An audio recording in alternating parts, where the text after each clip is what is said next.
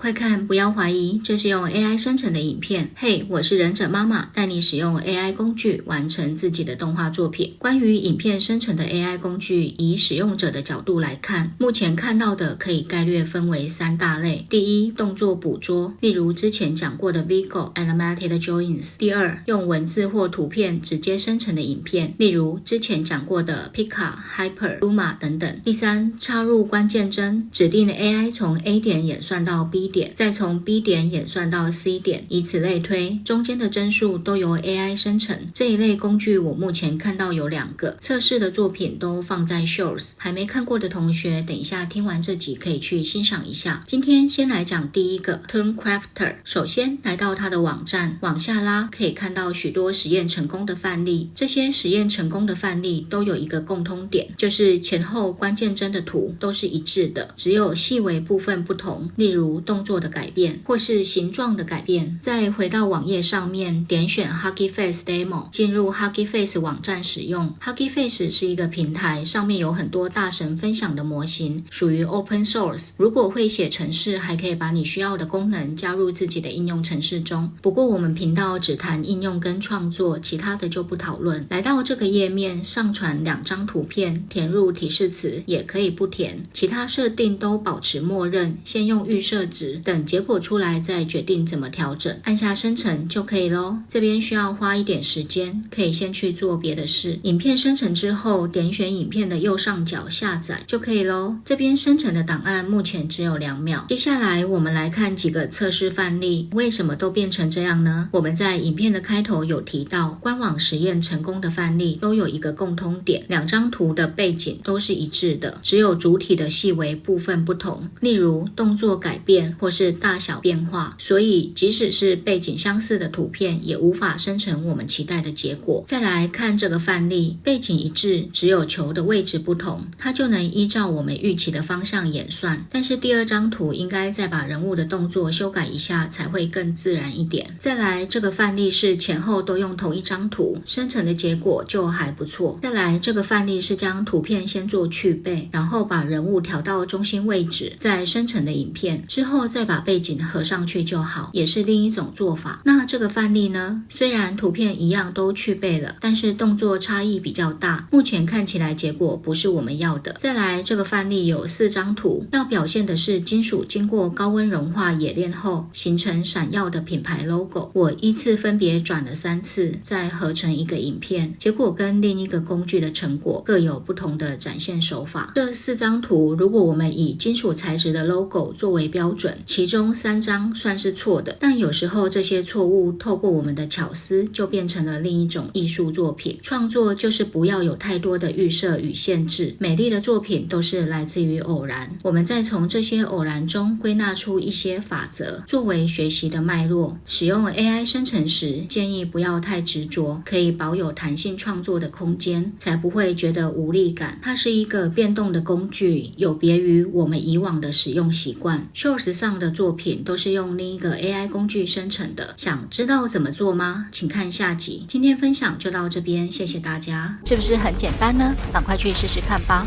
别忘记订阅我的频道、按赞，还有开启小铃铛，让我们一起站在 AI 这个巨人的肩膀上，看得更高更远吧。